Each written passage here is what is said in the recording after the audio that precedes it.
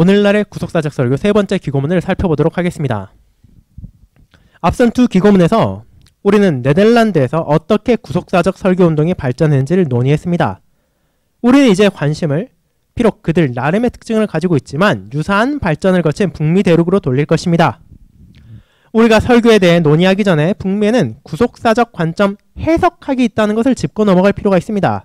이 접근법의 기반인 성경적 해석 방식은 프린스턴 대학 신학교에서 성경신학 교수로 1893년부터 1932년 은퇴할 때까지 봉사했던 게알더스 보스에 의해 놓여졌습니다.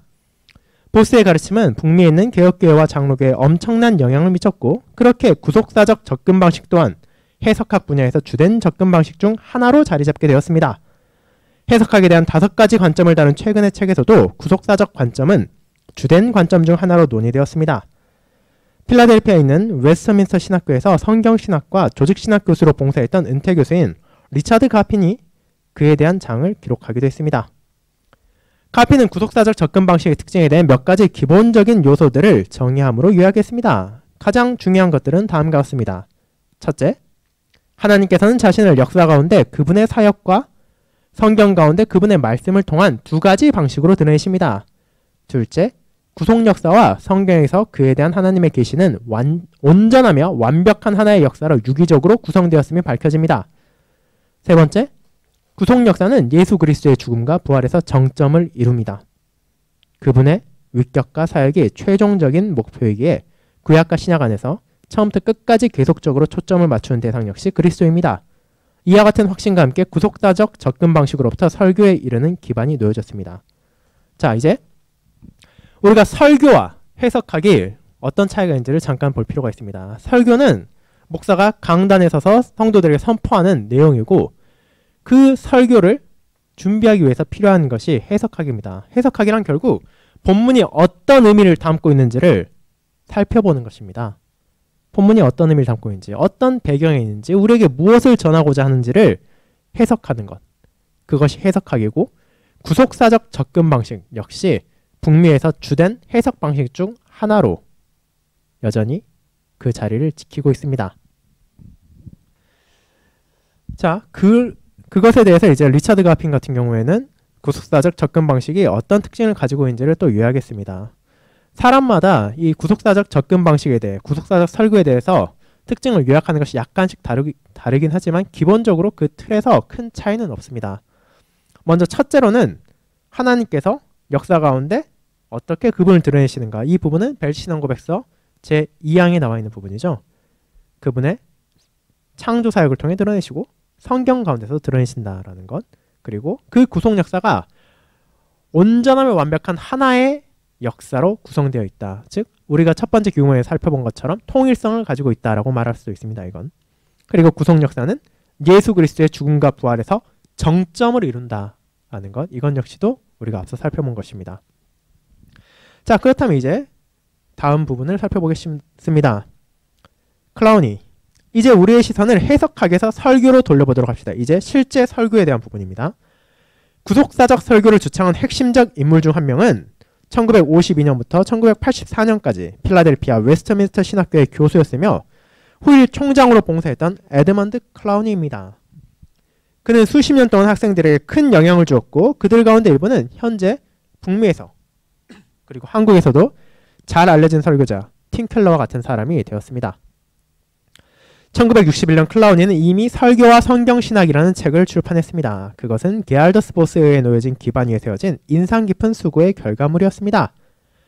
클라우니는 성경은 하나의 계속적이며 펼쳐지는 주제를 가진 하나의 책이며, 그 주제는 바로 예수 그리스도의 위격과 사역이라고 강조했습니다.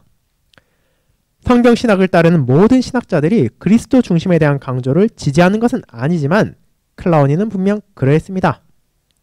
그의 신학은 목적과 결론에 있어 그리스도 중심적입니다.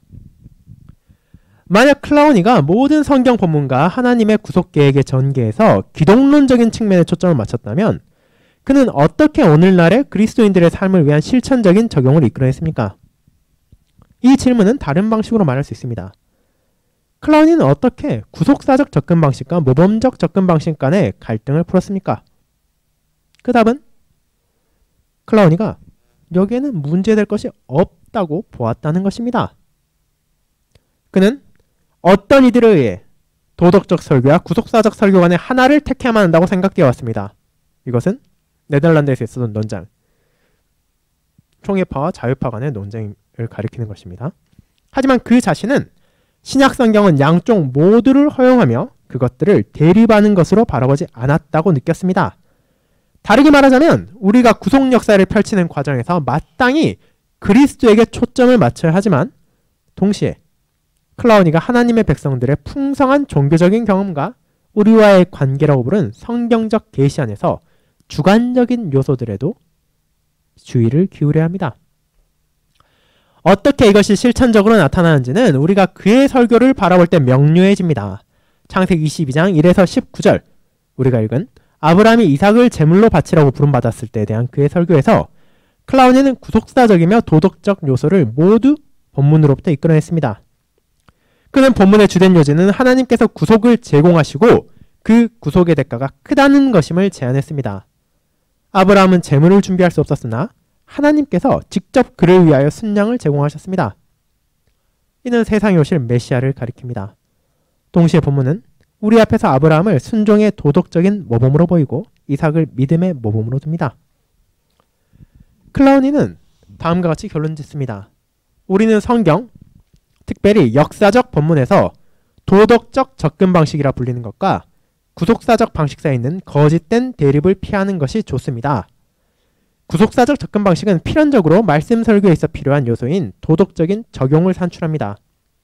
우리가 그리스도 안에서 정점에 다다르는 하나님의 구속 역사와 마주할 때마다 우리는 도덕적인 요구들을 마주하게 됩니다. 믿음의 신실한 응답과 순종이 요구됩니다.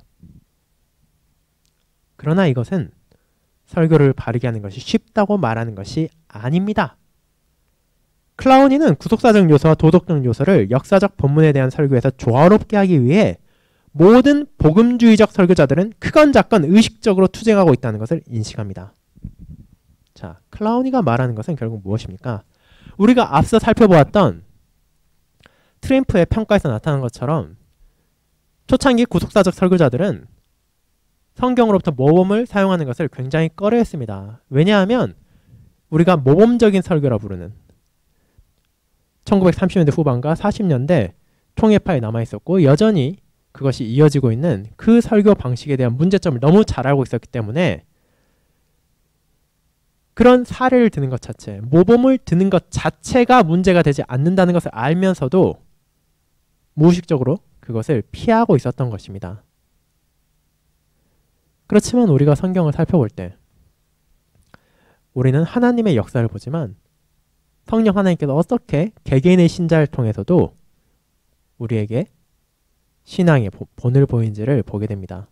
그렇기 때문에 우리가 인간 중심적으로 가지 않는다면 하나님보다 사람의 중점을 두어서 마치 이 성경 우리에게 도덕책처럼 바라보지 않는다면 그리고 성경의 역사성, 하나님의 구속 역사의 온전한 통일성을 해치지 않는 범위 안에서 이런 모범을 사용하는 것은 틀리지 않았다고 말하는 것입니다.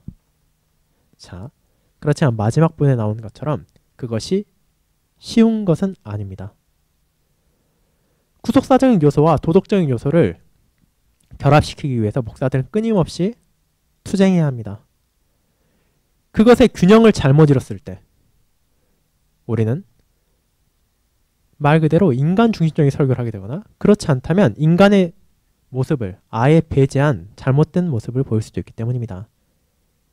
그렇게 모든 목회자들은 이와 같은 투쟁을 하면서 균형 잡힌 설교, 하나님의 뜻을 어떻게 바르게 전할지에 대해 노력해야 된다는 것이 클라우니가 결국 말하고자 하는 것입니다. 자, 이제 그레이다누스를 살펴보도록 하겠습니다. 두 번째로 언급할 인물은 시드니 그레이다누스입니다. 네덜란드에서의 구속사적 접근 방식과 모범적 접근 방식 간의 논쟁을 다룬 박사 논문을 마친 후 그레이다누스는 그랜드 래피즈에 위치한 칼빈 신학교의 설교학 교수가 되었습니다. 1999년에 그는 구약의 그리스도 어떻게 설교할 것인가 란 큰 영향을 미친 책을 출판했으며 근래에 그는 창세기, 다니엘, 전도서 그리고 시편에서 그리스도를 어떻게 설교할 것인지에 대한 책을 추가했습니다. 그레이다누스는 구속사적 설교를 준비하는 방식에 있어 획기적인 발전을 이루어냈습니다. 그는 그리스도를 설교하는 7가지 방법으로 자신의 접근 방식을 요약했으며, 다르게 말하자면 구약 본문으로부터 그리스도께 나아가는 7가지 길을 제시한 것입니다. 첫 번째, 점진적 구속사는 우리에게 구약 성경이 어떻게 궁극적으로 그리스도의 사역 안에서 정점을 이루고 확장되는지를 평가하도록 요구합니다. 둘째, 약속 성취는 어떻게 구약 성경의 약속들이 그리스도 안에서 성취되었는지에 대한 질문을 묻습니다. 세 번째, 모형론은 어떻게 구약 성경의 인물들과 사건들이 예표이신 그리스도에 대한 원형들, 모형들인지를 평가하도록 요구합니다. 네 번째, 유비는 구약 성경 안에서의 하나님의 구속적 사역과 그리스도 안에서의 하나님의 구속적 사역 간의 유사점에 대해 살핍니다. 다섯 번째, 통시적 주제는 예를 들어 하나님의 왕국의 도래나 그분의 백성 가운데 거하시는 하나님과 같은 구약으로부터 신약으로까지 이어지는 주제들을 가리킬 수 있습니다. 여섯 번째, 신약의 관련 구절 사용은 신약 성경 안에서 언급되는 구약 성경의 본문들이며, 일곱 번째, 대조는 구약과 신약 사이의 불연속성을 찾는 것입니다. 그레이다누스는 주어진 본문이 항상 이 모든 7가지 방식을 동등하게 작동할 수는 없을 것임을 인식하고 있었습니다. 아마도 설교자는 그 가운데 3가지나 4가지 정도를 사용할 것이며, 심지어 그 가운데에도 중복되는 것들이 있을 것입니다. 요점은 이런 접근 방식을 설교자들이 구약 성경 본문으로부터 그리스도 중심적인 메시지를 발전시키는 데 사용할 수 있는 체계라는 것입니다. 그레이다누스의 방법이 얼마나 실천적인지에 대한 대답은 각기 다르게 나타납니다. 많은 평가자들은 그레이다누스에 의해 주어진 체계적인 접근법을 인정합니다. 다른 이들은 그의 접근 방식이 너무 형식적임을 발견하기도 합니다. 그들은 이것이 설교들을 딱딱하게 만들고 어떤 면에서 인위적인 적용으로 인도할 것이라고 주장합니다. 그럼에도 누구도 그레이다누스가 그리스도 중심적 설교에 큰 기여를 했음을 부인하진 않습니다. 자, 이 시드니 그레이다누스 혹은 시드니 크레이다누스라고도 할 수 있는 이분 같은 경우에는 우리나라에도 번역되어 있는 구약의 그리스도 어떻게 설교할 것인가 라는 책을 출판했습니다. 거기에서는 결국 우리에게 방법론을 제시한 것이죠. 구약에서 우리가 그리스도를 어떻게 발견할 수 있는가? 우리가 정말로 앞서 살펴본 누가복음 24장에 나온 것처럼 모세와 모든 선지자들의 글, 그리고 모든 성경이 그리스도를 가리킨다면 도대체 우리는 그 방법을 어떻게 찾을 수 있는가에 대해서 7가지 방식을 제안함으로써 우리가 구약에서 그리스도를 바라볼 수 있다라고 말한 것입니다. 물론 그 7가지 방식이 모든 본문에 다 적용될 수는 없습니다. 그레이다누스가 말한 것처럼 일반적으로는 한 본문에서 사용할 수 있는 방법은 3가지나 4가지 정도이며, 그보다 더 적을 수도 있고 많을 수도 있습니다. 자, 이런 방법은 분명 실천적이지 하지만 동시에 주의할 점도 있습니다. 비판자들이 말하는 것처럼 이것들이 설교를 딱딱하게 만들고 그 7가지 방식을 통해서만 그리스도를 바라보고 함으로써, 그리고 그것을 인위적인 방식으로 전달하게 될 때는 이건 역시도 설교를 사람들에게 잘 받아들이지 않는 방향으로 나아갈 수 있다는 것이기 때문입니다. 그럼에도 불구하고 이런 방식 자체는 결코 나쁜 것이 아니기에 이 역시 목회자들이 설교를 준비하며 투쟁할 부분 중에 하나일 것입니다. 자, 이제 다른 기여자들에 대해 살펴보겠습니다. 최근 들어 많은 저자들이 작성한 구속사적 설교나 그리스도 중심적 설교에 대한 다양한 책들이 나오고 있습니다. 몇 가지를 언급해 보겠습니다. 브라이언 채플의 그리스도 중심적 설교, 강의 설교를 구속하다. 데니스 존슨의 글을 우리는 선포한다. 전 성경으로부터 그리스도를 설교하기. 팀 켈러의 설교, 회의주의 시대에서 믿음을 소통하다. 에릭 와킨스의 설교의 드라마, 구속의 역사 안에서 하나님께 참여하기 등이 있습니다. 각각의 저자들이 그들만의 관점을 가지고 있음에도 그들 모두 설교가 그리스도 중심적이어야 한다는 확신을 공유하고 있습니다. 싱클레어 퍼거슨은 그것을 우리가 구속 역사의 흐름을 고려하는 방식으로 전 성경으로부터 그리스도를 반드시 설교해야 한다는 강조는 설교학을 가르치는 데 있어 일상적인 부분이 되었다라고 관찰했습니다. 이것은 우리가 매우 감사해야 할 긍정적인 발전입니다. 동시에 여전히 우리가 노력해야 할 부분이 있습니다. 한 요소를 말하자면 그리스도 중심적 설교가 북미에서 상당한 인기를 얻고 있지만 구속사적 설교에 대한 개념도 동일하다고는 말할 수 없습니다. 브라이언 채플은 구속사적 방법에 대해 몇 가지 긍정적인 언급을 했지만 즉각적으로 이 방법이 불행한 설교의 파급 효과를 가질 수 있다고 이어서 말합니다. 채플은 본문과 인접 배경에서 구속사적 메시지를 이끌어내는 것을 더욱 편안하게 여겼던 것처럼 보입니다. 반면에 에릭 와킨스는 구속사적 설교를 포스트 모더니즘적인 사고방식에 대항한 해독제로 장려했습니다. 다른 도전으로는 그리스도 중심적 설교가 여전히 바르게 되는 것이 어렵다는 점입니다. 설교가 그리스도 중심적인 것처럼 들리게끔 하는 것은 얼마든지 가능하지만 그리스도의 이름을 종종 언급하기 때문에 실제 설교는 도덕주의적이거나 율법주의적 성격을 지닐 수 있습니다. 전 성경으로부터 그리스도를 설교하는 것은 결코 쉽지 않으며 이 방법을 완전히 익혔다고 할 수 있는 설교자는 만약 있다 하더라도 극소수에 불과할 것입니다.